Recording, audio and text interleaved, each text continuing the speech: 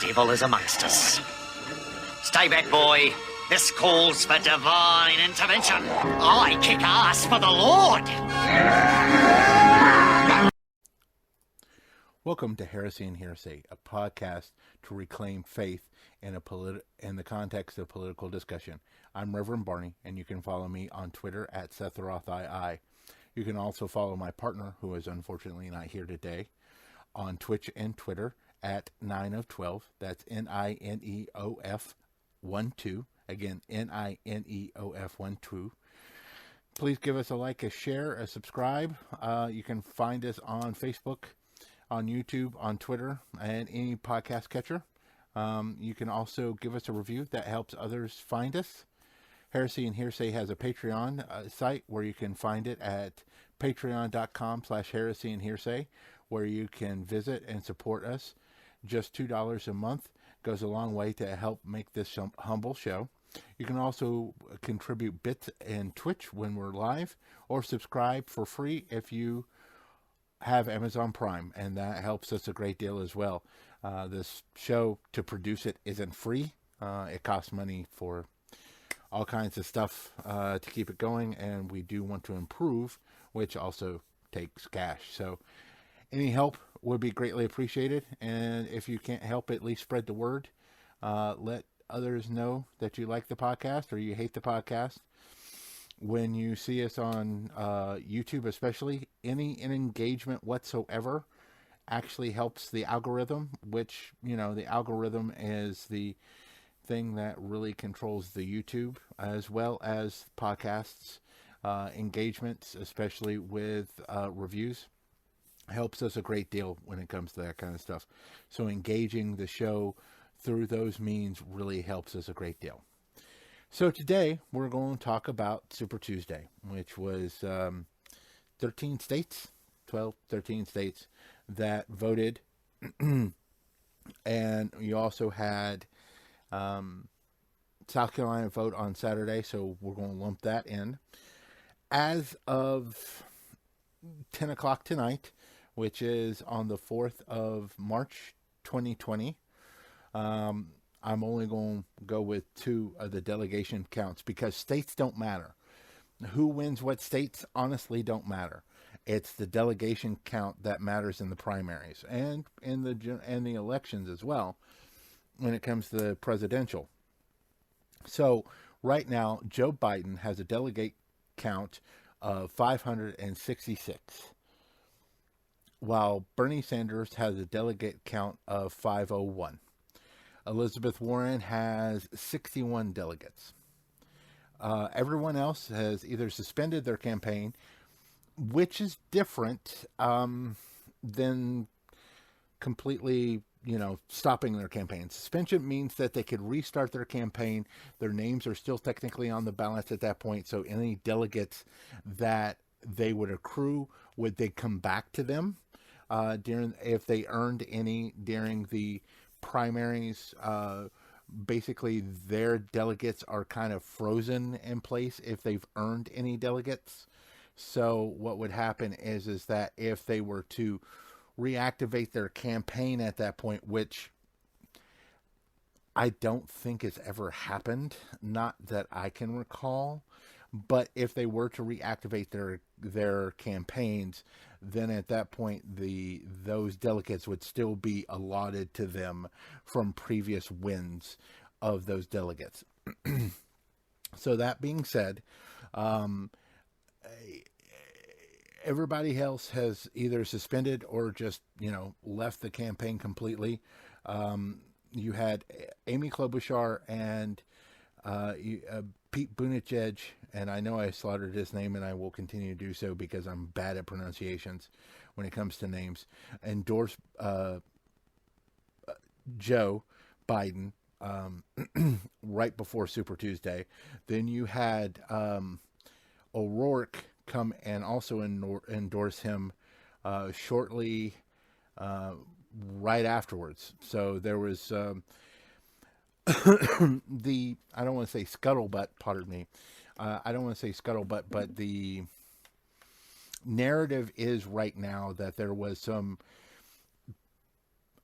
not backroom deals, but there were some discussions about the fact that, hey, after South Carolina, where Joe did really well in South Carolina, that there were some discussions with the other candidates who were moderate candidates, at least on the Democratic side, were basically, hey, throw your weight behind it. It was probably Pete that was first approached and said, hey, we're going to get the other, we'll get the others involved. We're not going to leave you out there on a branch. And then that way, basically what will happen at that point is it will bolster Joe. And then at that point, it will look good on your career in the future. Pete's going to do some things. He's 38 years old. He's going to be a mover and shaker at this point. He may stay in the election side of politics. He may not, because he's been in the business world before and stuff like that. So he may go into more consulting and stuff, and that's more profitable. And here's the thing. When it comes to that kind of stuff, there are machinations. It can be a very incestuous community when it comes to that. James Carville hasn't carved out his livelihood all these years just because he was a one-time presidential campaign advisor or campaign manager. It always flows, and there's give and take in these kind of things, and the same people you'll see that maybe a campaign manager in one campaign may end up be like a advisor or a deputy secretary of such and such, and another administration or another campaign. So it's not uncommon for a lot of this to be going on. The other thing that is playing out right now is that there are a lot of people that are upset because Sanders didn't blow Biden out of the water. There's a couple of things that I will discuss in a moment, but I want to go into it. But there's a couple of things that's happened that I don't think was accounted for, or may have been accounted for, and is just overwhelming for the Sanders campaign. But first, delegates up for grabs in the next election. There's going to be 6 total. The Democrats abroad are voting now until the 10th, and then we may not find out immediately on the 10th, next Tuesday, what theirs are, but there are 13 delegates up for grabs for that. Idaho has 20, Michigan has 125, Mississippi has 36, Missouri has 68, North Dakota has 14, and Washington has 89. The Democrats abroad tend to be, because they're abroad, they tend to live in areas that are more socialistic to begin with. Canada, European Union, stuff like that. And they tend to lean more to the liberal side anyways. In the past, they tend to do that as well. So that's going to probably go to Bernie. Here's the 2 things that have happened as far as that has affected this, and things that you should look for when it comes to Tuesday, the next Tuesday, and going forward. First off, and I'll be posting links in the YouTube, and therefore it'll also show up on the podcast when the podcast is uploaded later this week or next. But first off, basically, as per usual, this is not an uncommon thing.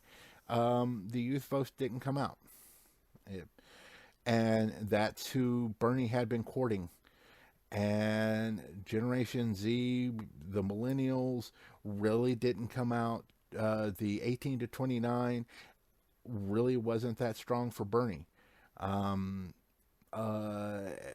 not Bernie, but in general, didn't come out. They didn't go out. They didn't vote. They sat at home. They sat on. I'll get to that in a second. They didn't come out and they didn't vote.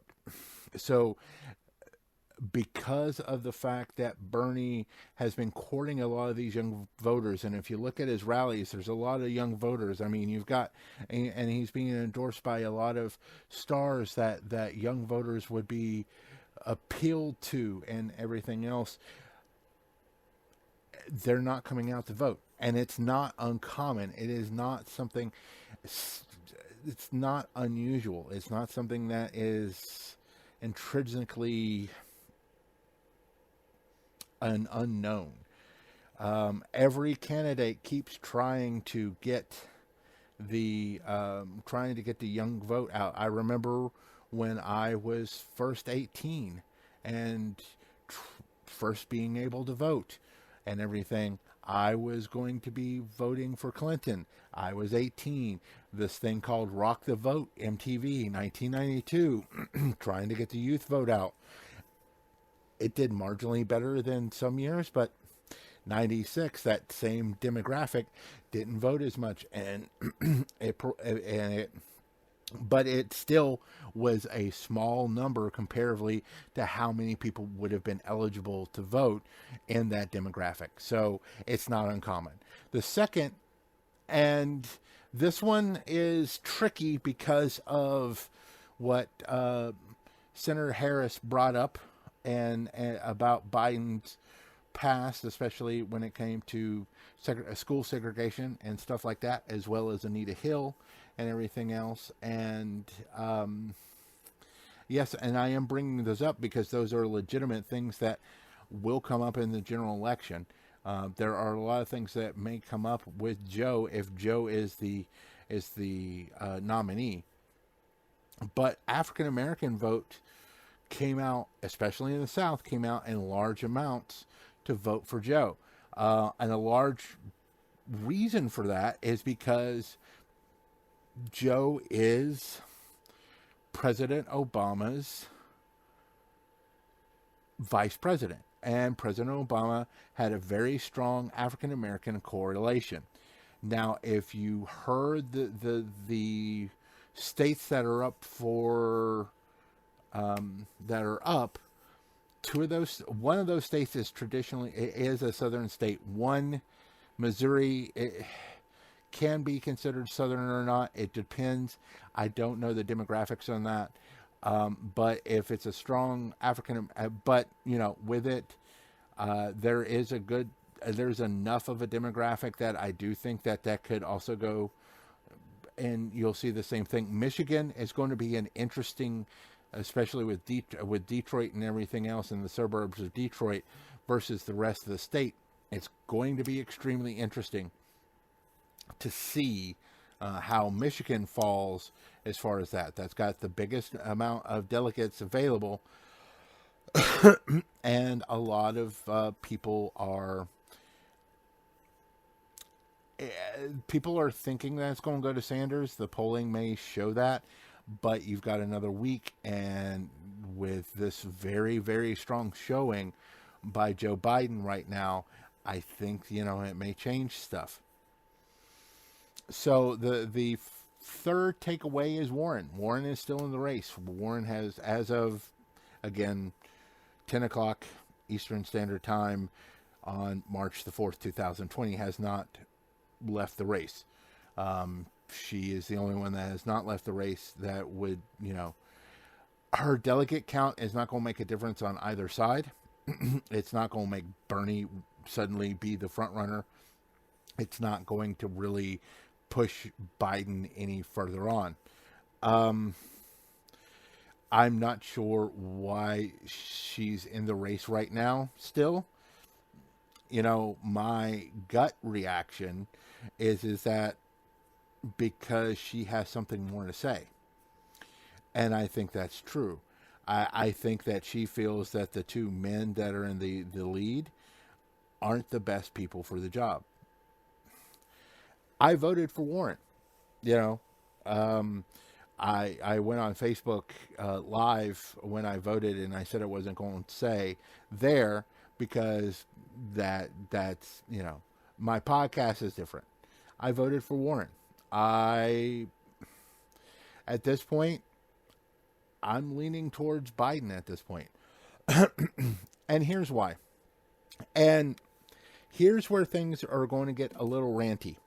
Here's where I am going to channel my inner Keith Olbermann.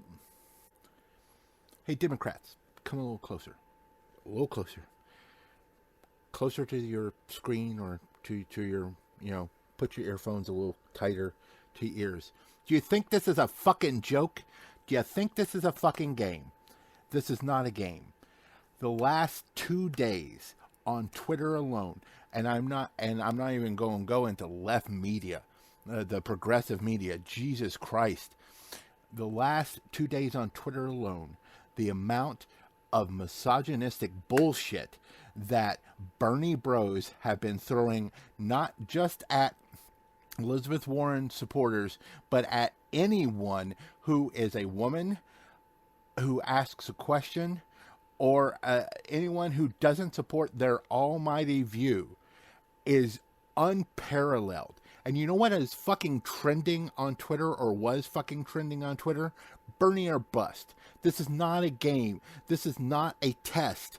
We are dealing with the fact that we have a near fascist in the fucking White House, and you guys are going this Bernie or bust bullshit again. We already had to deal with that once, and now we've had 4 years of this nation sliding into near fascism. And yes, I'm using that term. And yes, I'm trying to scare the fuck out of you because I'm tired of playing nice. And I'm tired of, scaring me won't work. Well, fuck you. You have to live in this society. I'm 45 years old, or I will be this year.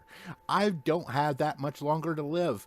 So if you want to fuck yourself because you want to do Bernie or bust, that's fine with me. You can do that all the fuck you want to, because I won't be here. But that's on your head. And you want to blame boomers? Boomers didn't do this. The African American vote did this. So are you going to, go down and go against the already marginalized? Do you know why some African Americans are turned off by Sanders? It's not Sanders. It's Sanders supporters. Because I have seen so much vitriol thrown at anyone who is not a diehard Sanders supporter, who has questions, who has concerns, who just wants to know some logistics, who just legitimately asks questions. And then the progressive media, holy crap, there was some guy from Chapo, some idiot who could not have been more of a misogynist when it came to Warren and his personal views on her, that he couldn't be more blatant. And look, I understand that side of the media is just like Fox News as far as opinion versus fact. But holy shit, I thought we were progressives. I thought we were over misogyny. I thought we were supposed to be all like enlightened individuals. I'm not using that other term, woke. Fuck that. I'm using enlightened. I thought we were supposed to be smarter. And someone said, well, it's ingrained. Yes, it is. I'm 45 years old, and I know it's fucking ingrained. I have seen it firsthand. But I also know how to control myself and how to step back out of myself so I don't sound like a misogynistic pig just because a woman is challenging me. Because that woman is probably a hell of a lot fucking smarter than I am. Holy shit. How could you fucking do that? And oh my God, you guys, it's just ridiculous what you're doing right now. You are splintering the party. You are making people who would have supported Sanders, who would have supported the ideas. Look, I am a socialist diehard to the nth degree. I want to nationalize anything that deals with telecommunications, with power, or with fossil, or with any type of natural resources. That all should be fucking nationalized. That's as socialistic as it comes. That's close to communism. I'm not quite there, because I do believe in a very managed capitalistic society, because there are good things that come out of that. But for the most part, I'm a fucking socialist. And I'm not, as far as the primaries are concerned, I voted for Sanders in 2016. I could not vote for him in 2020. There was no way I could vote for him in 2020. Not after everything I had seen in the past 6 months during this campaign and all of the shit that I had seen because of the Bernie fans. And it's not just men. It's mostly men, but it's not just men. And to think that, you know, people are getting upset and say, well, if it's not Bernie, then I'm not going to vote. Fuck you. All right? Just fuck you. You know, because it's your fault that we already am in this fix already. Yes, Hillary was a flawed candidate. But as someone said, you know, it's a hell of a lot easier to work with someone who is at least on your side than someone that fucking hates you. Look, I have been in the trenches. I have walked up and down streets. 2 different campaigns. I was in PACs because I prefer working for causes versus candidates, because I believe in certain causes. And do you know what it's like to knock on a door and speak to a housewife with terror in their eyes, or near terror in their eyes, depending, as they're talking to me and they're telling me that their husbands tell them who to vote for? And you're trying to help them while they have children, and you're working for an environmental campaign. Well before global warming was as big as a deal as it is now, I was out there walking, trying to get people in office, trying to stop this. Well before. I know what it's like to be on those streets, to pound on those streets, to knock on those doors, to get threatened, to get... And I am a big boy. I am no small man. And we work in teams. And there were reasons why we work in teams.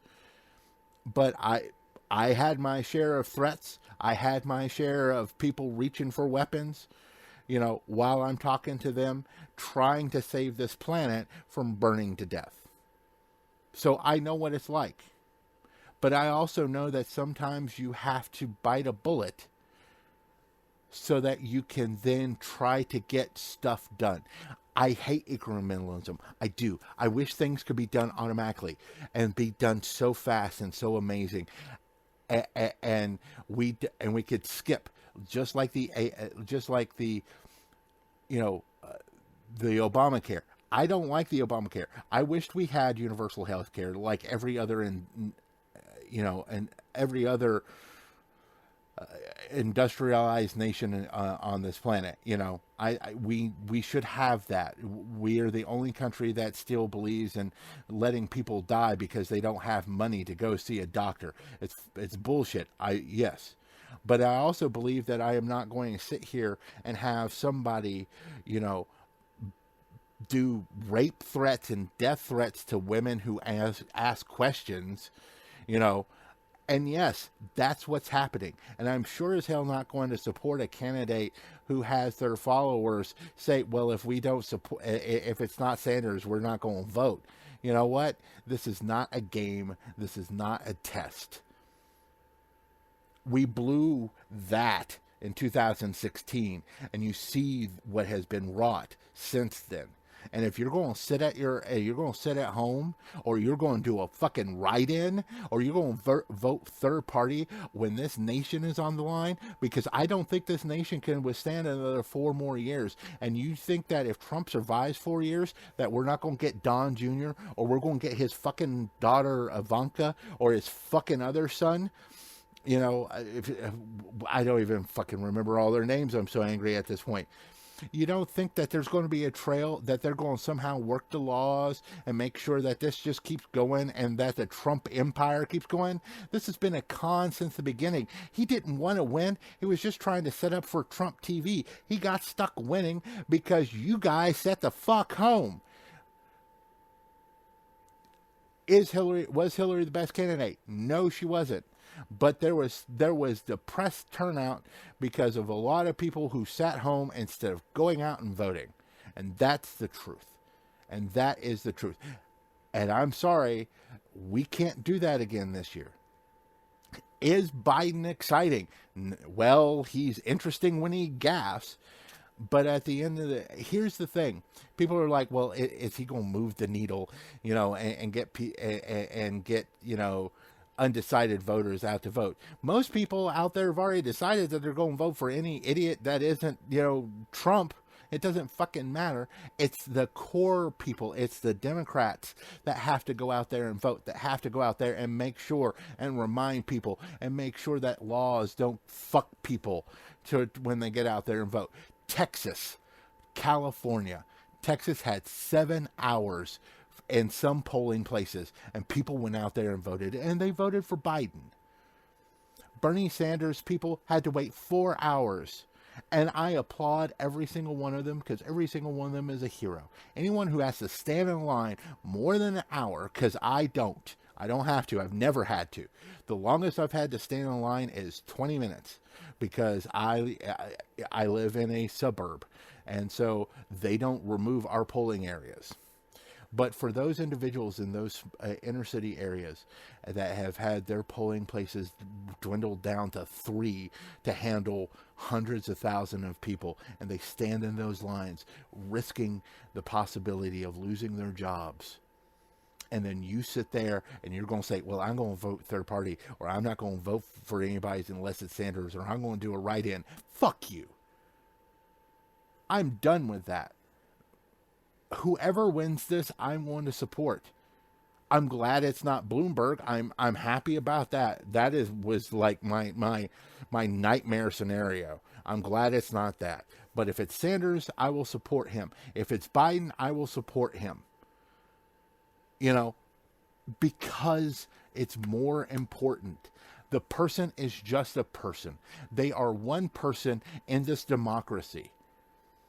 And this democracy has senators and has Congress people that you can then pressure the president. President can't do anything without those senators and without those congressmen. So let's say we get Biden. Fine. Make sure that the individuals you vote for are liberals that are going to be in the Senate. Make sure that you get liberals in the House of Representatives. Then when Biden tries to do something that's a little shady for the banks, they'll say no, and they'll rewrite the law and send it up to him. And they'll keep sending it up to him. If you're not happy with the president that way, that can be fixed. Also, it's easier to pressure someone like Biden, who is on our side, who is a liberal, who wants to be reelected,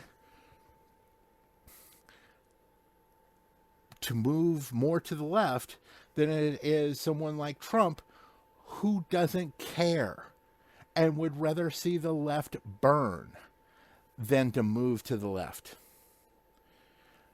So you have a choice. All of those people who are mad and who are doing threats and who are talking about Bernie or bust and who are doing all of this stuff. You have a choice. You can be a part of this democracy and you can try to help fix this, no matter who is the candidate at the end of the day. Or you can get the fuck out. Because I'm done. I'm tired of this. Because it's at that point, it's not about the part. It's not about what the party, and it's definitely not about the ideas. It's about the person, and that's fine. Sanders has a certain charm to him, and that's fine. But that's not what this is about. This is not what it's never been about. I have voted for Kerry, which, Jesus Christ, okay. I voted for Hillary. I didn't want to vote for Hillary. I wanted Dean back in 2004. I didn't get Dean. I liked Al Gore. There are some people that didn't like Al Gore. My parents had to vote for Walter Mondale and Dukakis. Those weren't winners by a stretch of the imagination, let me tell you. But they voted for them because they believed that they could make a difference if they got into the office. whoever gets in this office is going to make a difference, is going to make things a hell of a lot better than what we're having to deal with now. And that is the bottom line. And if you can't see past your own pride and your own willfulness, then I'm sorry, I don't care. You don't care about the causes. You don't care about what you believe in, what you claim to believe in. You care about being on the winning side. And you know what else I saw that in? I saw that in a lot of these other movements that have happened online before. And I'm done. And you can take that and you can go away. Because we have work to do. If you want to work, we'll work with you. We'll do our best, and we'll all come together, and we'll try to make this a better world. We'll try to make this a better nation. We'll try to get health care for all, and we'll try to get a universal, background checks, and we'll try to get a free college for everybody, and we'll try to get, and we'll try to make our school systems better, and everything else. That's what we will attempt to do, no matter who is the president, if they are on our side. Because if they're on the other side of that aisle, they won't care. But you have to be there willing to work, no matter what. No matter who is the head of that ticket. Because at the end of the day, it's not who's the head of the ticket, it's who's holding that ticket up. And I hope you understand that, and I hope you realize that. Because if you don't realize that, if you can't see that, then that's your failing, because you can't see past your pride. This burning your bus stuff needs to stop. This attack on women out there needs to stop. If you are a Bernie supporter and you see someone attack a Bernie supporter attacking someone like that, you need to call them out, and you need to point, and you need to get the Bernie campaign on them. They need to go away because they are causing part of this problem. That's why a lot of my friends who are in the Generation X, we are some bitter, cynical fucks, and we don't care. We will tell you what the fuck. Okay, because we have seen some shit. We saw this coming back in the 90s, and we tried to say something, but because we are a small generation, no one listened. And then the millennials came along and they saw the shit. And then there's this big fight between boomers and millennials. And we're like, we were here first and we've already seen this. We already knew this was coming. No one paid attention. But we were willing to get out there. We were the ones rocking the vote. We walked those streets. September, God bless her. She is a hero. She is a hero. Because she has been out there how many times in politics doing all this stuff. The stories that I have heard her tell me of the stuff that she has had to do for her little, the county that she lives in, which is a very small, very rural county for the most part. And what she's done to try to turn that party around in that county is pretty much like trying to, part the Red Sea, literally. Okay, and she has done that. She has walked and she has knocked on doors. She has talked to people, and she has gotten guff, and she is still fighting. She is a hero of mine, and I respect her to the end of the day because she does so much more than I could ever do. She is so amazing when it comes to this political stuff, and I can understand why she wants to kind of back off from being that, because it beats on you and it hits you hard, and I know it hurts. But you know what? If you want to go out there and if you want Bernie to win, Bernie still has a chance to win. Don't get me wrong. He does. Sanders has a chance to win. You need to go out there.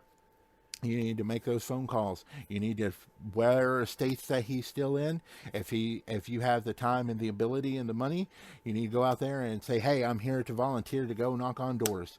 If you're in those states already and you can do that, go ahead and do that. If you want Bernie Sanders to win, that's fine. I am all okay for that. Like I said, I'm supporting whoever.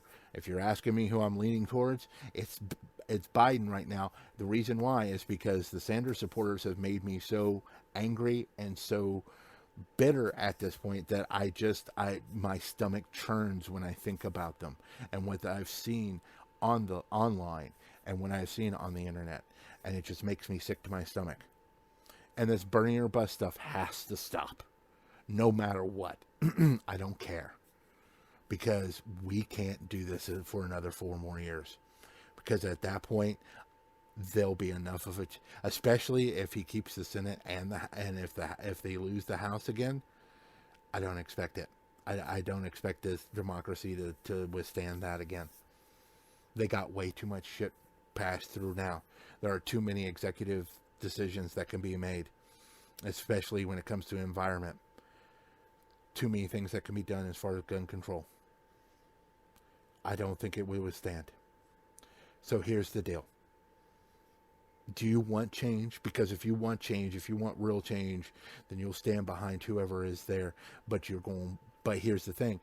If you stand behind them, then you'll be able to hold their feet to the fire and be like, all right, I stood behind you. I was a Bernie supporter. Here's the deal. We're going to get this done.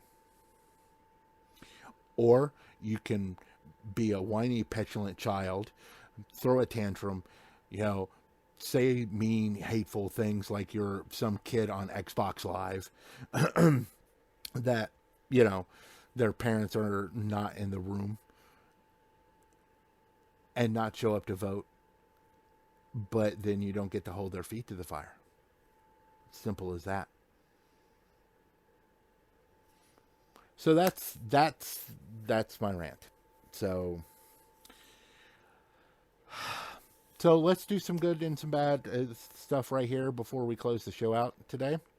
Let's do carrot and stick. I'm going to do stick first. The anti-milk protester. Look, I understand. I understand that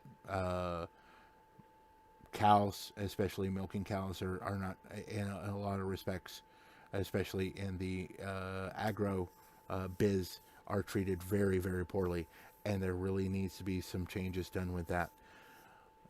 Storming Biden's speech with, again, someone who could possibly make a change to that, probably not the best. It definitely doesn't look good for your cause. Time and place. Like I said, time and place when it comes to that kind of stuff. I don't think it would, I don't think it had a good look whatsoever. Carrot is something good. And I think this, again, to be shown more, is Scotland is poised to become the first country to make period products free. What they're basically going to do, and I saw this discourse, and I'm like, really? And this was, of course, a guy talking about this. It's like, well, nothing's ever really free, and it comes in taxes and stuff like that. It's like, yes, dude, that's not what they mean. Basically, what's going to happen in any public bathroom, any public restroom whatsoever, is going to have tampons and sanitary pads and stuff like that for women who need them completely free.